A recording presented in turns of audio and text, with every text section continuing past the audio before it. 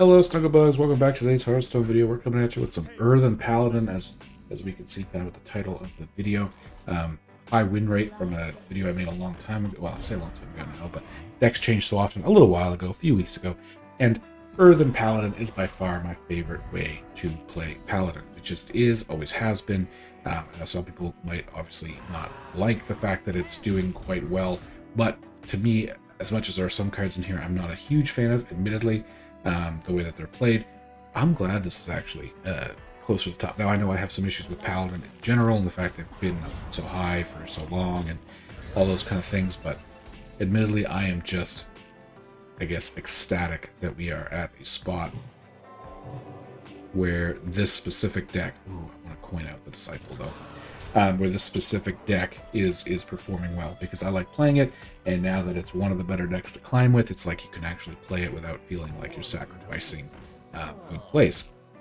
Now our opponent here has the double boogie down to start, which is ouch, admittedly.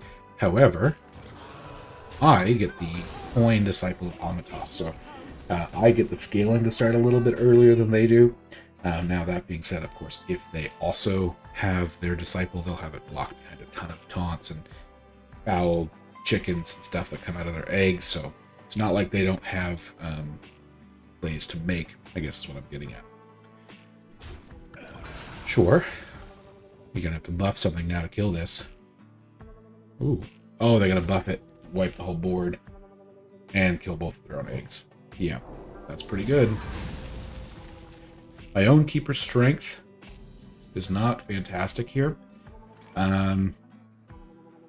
We could Prismatic Beam just to kill the two chickens. However, I do think they're going to end up playing more stuff. So I'm going to Foul Egg and buff it. I am not going to Reinforce, because then it will come back in the Tears.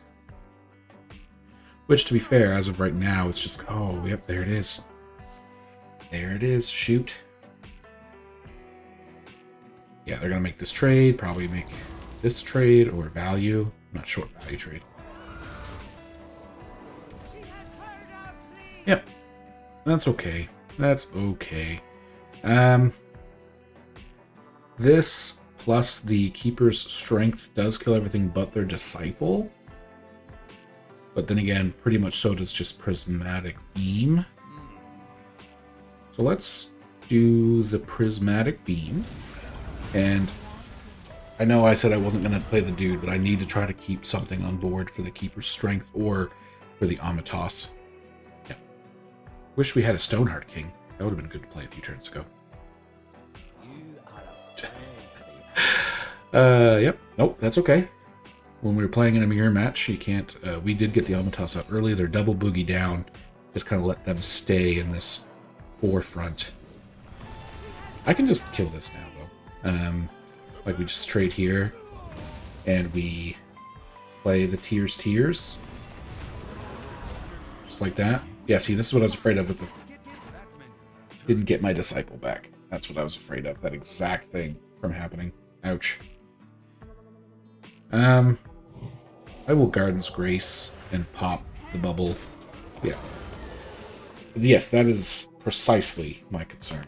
And that makes me feel... I mean, I wanted it so that way... I guess I didn't have to trade it. That was probably the mistake. Or did they trade into me? I forget already what happened. I traded into them. Yeah, I didn't have to do that. Oh well. Live and learn, but that's the danger with Silverhand Recruit. Kind of puts a bit too many things in your pool, and Keeper Strength just isn't the best. They're going to do their Tears. I need to try to figure out, I don't know, with the taunt. I was going to say 2, 4, 6, 10, 16. We could add 10 damage to the board, but with that, we can't really do 26. This does damage to both sides, so that's not really something I want to do. Especially because they have a 10-10. Which and this is Divine Shield, and it's a 7-7. If I pop the bubble, Stoneheart King is really good here too. If I keep my bubbles, don't think I can. I think we kind of just have to hit both of these. Buff. Yeah. Ooh, I don't really need the lifesteal right now. So I'm just going to take this time to forge this to get that ready to play next turn again. That's what I'm going to do. I feel like that was a good play overall. Obviously, I would have liked to keep my board wide for the Armatos, but... So they've played one Tears already. We have two, but ours was not as good as theirs. They're scaling so big. Yep, that's good. For them, I mean. Lifesteal and gets the trade in. They have... We're going to want to play Stoneheart King and Tears here, I believe. They have 19 damage, though.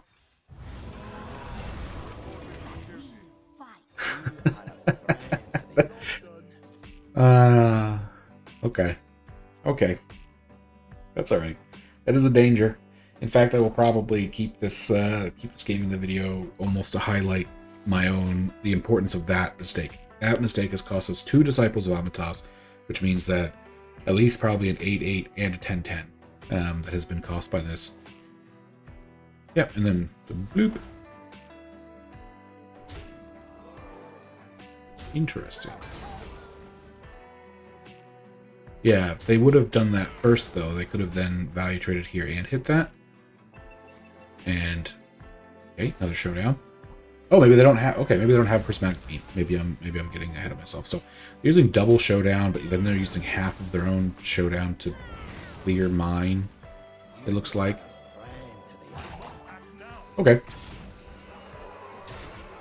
I mean, we can now do our own deputization aura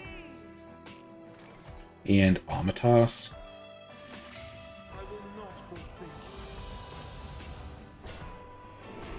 And we are going to buff all of our minions. That's all we're going to do. And let's see. Do I just push? They have so many minions on the board. I don't think stopping them from scaling anymore is a big deal.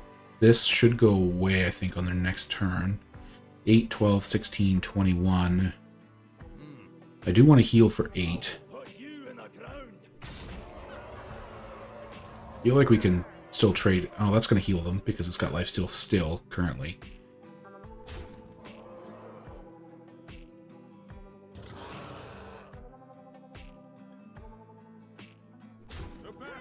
This is the part that I'm still a bit not sure if that was the right idea, but this puts them at a spot where these 4 minions hitting this is what kills it, right? Like, 'cause it makes it so it only takes 2 damage at a time.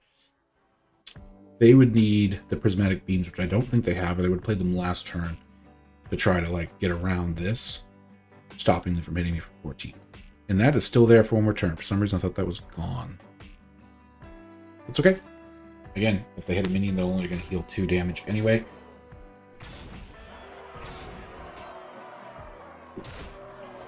Yep, which still puts me in a good spot to 8, 12, 16, 21, unless they get taunt. Which they did not.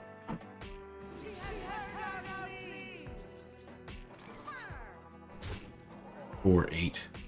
I was just triple checking there. Admittedly, I'm not sure if I deserved that win with the play of playing the dude. But anyway, it's okay. Either I deserved it or I guess I didn't. Either way, I got the win, and that's what matters on the road to Legend for the month of January.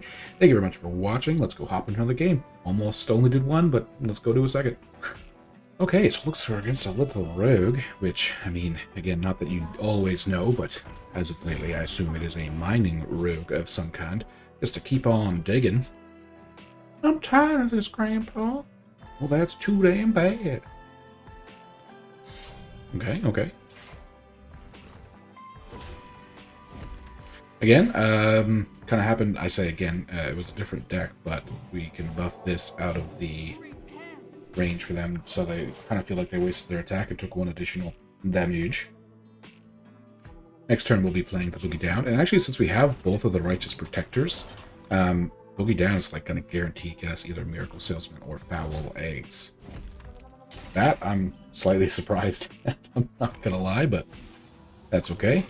I guess they really just want to get that off, but that means that my Righteous Protector has dealt 10 damage. I mean, that's a pretty good 1 mana card, 1 mana minion. I know we buffed it, but still. Buff, buff, buff, buff, buff, buff. Buffity, buff, buff. Hey, look at you go. Sure.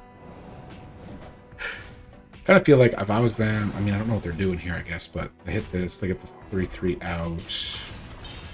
Do they have another serrated? Is that what they were doing over here? Nope, dart throw. Ah, okay, they're getting a coin. Interesting. So Diggy Wishing Well, perhaps? Ooh, I wish I had the 1 extra mana to play this right now. So after the last game, we know not to hero power. We'll just play the Righteous Protector. Then next turn we can play the Disciple of Armatos, and we already have our Tears buffed, which means that almost immediately after this dies, we'll just throw out the Tears, and that'll make the Garden's Grace free, and all the good stuff that makes this deck hundreds of chef's keys. And yeah, it's probably going to die, because, I mean, they have the stuff on the board to kill it, but that is okay. Wow, got that back already. Disciple! Thank you. He has heard our plea. Okay, what do you have for me here? Ooh, that's actually ouch.